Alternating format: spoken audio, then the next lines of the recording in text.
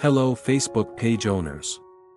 In this guide, we'll walk you through the process of unpublishing your Facebook page. Whether you're rebranding, taking a break, or just need some privacy, get started. Step 1, open the Facebook application. Step 2, tap the menu icon, bottom right on iPhone, top right on Android.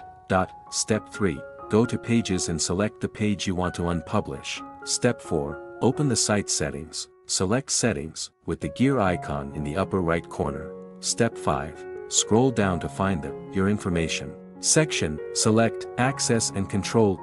Step 6, after being navigated, you will click Deactivation and Deletion.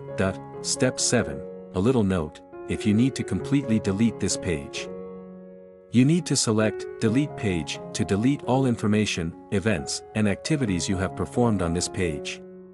If you don't want to delete it completely, you can choose Deactivate Page.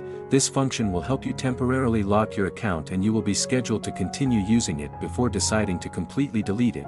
Remember, unpublishing your page allows you to control its visibility. Happy management! Thanks for watching and see you in the next useful videos.